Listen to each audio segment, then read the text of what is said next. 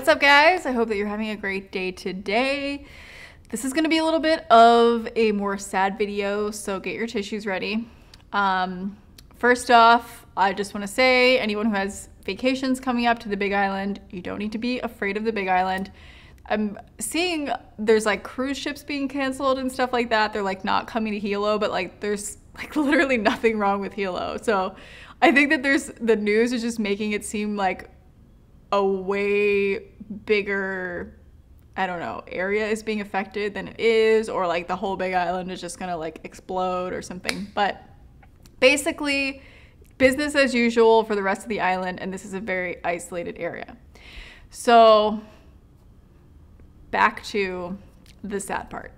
So the other day, I woke up, and when I'm just coming out of sleep, I'm kind of in a more emotional, vulnerable state, I'd say. Like, you know, you're coming out of dreams and you're like, welcome to the world.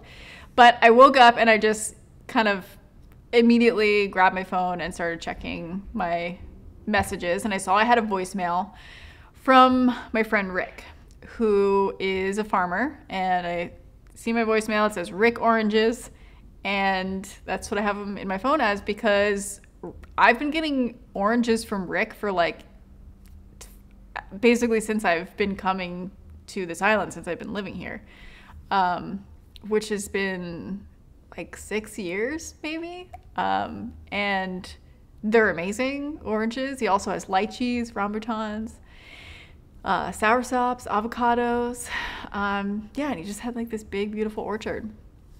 And so I got a voicemail from Rick, and he was calling to let me know that his house had burned down. So, you know, hearing a grown man cry in a voicemail is really hard, you know, especially someone that's always so happy-go-lucky. And Rick is just such a positive guy, I would say. You know, he's like always just keeping busy, moving on, and getting things done. And, you know, he was a really awesome farmer. He had amazing fruit. So I'm pretty sure that all of the fruit trees are gone as well. There was a couple left as of the voicemail that I got a few days ago. But yeah, basically his house burned down. And Joey and I have visited the farm. We've done some filming there. We've picked fruit there.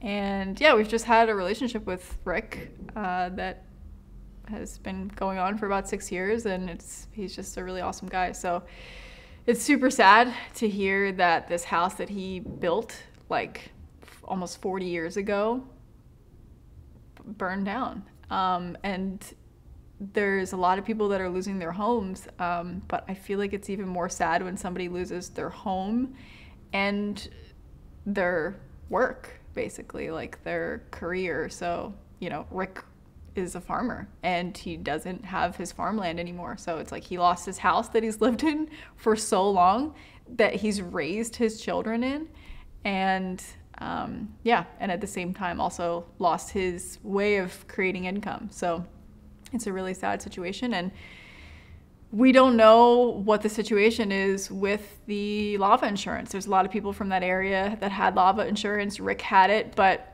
it could be months until someone gets any money, if they even get whatever amount they were, you know, originally entitled to. So we just don't know what's going to happen. So as of right now, a lot of families are out of their homes, and they're also out of work as well. So that was super sad to wake up to. And then I came downtown to Joey's place, and we watched some videos of the lava entering the ocean. And it was basically it just like went right through this area called the beach lots, which is very close to where Rick's property was. It's all kind of in the same area, just a few miles away from each other. And that's where I came when I came out here and I did my water fast. And I don't know if that was 7, 8 years ago, however long ago it was. But yeah, that's my introduction to the island, was this neighborhood called the Beach Lots. And then when we moved here, we ended up living in the neighborhood right next to it called Vacationland. And so the lava has basically just like tore through both of those neighborhoods when it was entering in the ocean and took out a lot of houses. And the house that we lived in Vacationland is gone. And one of my favorite swimming places, probably just one of my favorite places in general, was also destroyed as well.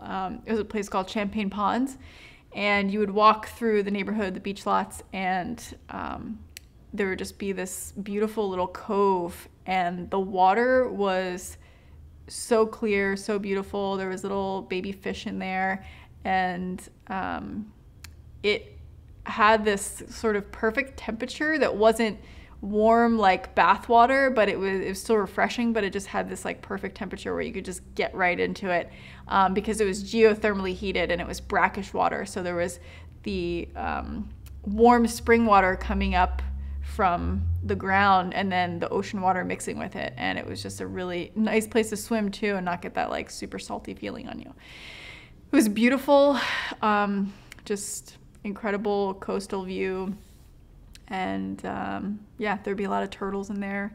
And it was right next to a turtle sanctuary. So it's just so sad to see these incredible places just disappear. It's kind of like a person dying, how you are talking to them one day and then the next day they're just gone. And I feel really grateful that I got to go there recently. I got to take my mom there. And yeah, that was just a really enjoyable experience to be able to have family there. And yeah, I'm just glad I got to do that before it was gone. So after I saw those videos, I later that day went to the health food store and I ran into my friend Vicky, who is a friend of mine, but also she's my friend's mom, my friend Katie's mom. And Vicky and her husband Bill and a few other people, they own a property called Kanakiki, which some of you guys may have heard of. They host people and basically facilitate for people to follow a raw vegan lifestyle, a vegan lifestyle, and to, yeah, just learn about growing food and fruit trees and things like that. They give people the opportunity to just live closer to nature. So that's a really incredible place. And the same finger of lava that took down Rick's house and his farm was basically just pointing right at Kanakiki. And so when I saw Vicky, we just were both saying, like, you know, the lava was kind of slowing down, and we were just saying, like, you know, please just stop before it hits Kanakiki. And yeah, so her and her family, they've been able to go and stay on my friend Evan's property and help there, because they just, you know, that's what they do. They've been working the land for so many years, and so it's nice for them to be able to continue to do that, at least temporarily, at my friend Evan's property. And Evan said to Vicky, you know, consider this your home for right now. And you know, that was just really touching to Vicky and to me as well, to see just people helping each other in time of need. So yeah, there's just a lot of emotions coming up, and this day, it just was a really intense day to just wake up and hear that voicemail from Rick, and then see Champagne Ponds just being destroyed as the lava entered the ocean, and then, yeah, hearing that it's kind of slowly creeping towards Kanakiki. It's just very sad. And I know that we're just like this little blip in nature and, you know, the existence of this island and everything. But, you know, a lot of people have said, why do people even live in this area? But you never know. You never know when the lava is going to come and if it's going to come at all. And it's not really, it's almost not even a choice for some people. Some people just feel called to live in a particular place. And I understand that. And, you know, is it worth not living where you really want to live just because there is a potential threat of lava? I don't know. You know, I can't make that decision. Obviously, a lot of people have decided that it was worth it because Puna is one of the most beautiful places that I've ever been. It has one of the most incredible roads called Red Road that just goes along the coast. And there's these trees, these canopies that it creates, and these tunnels.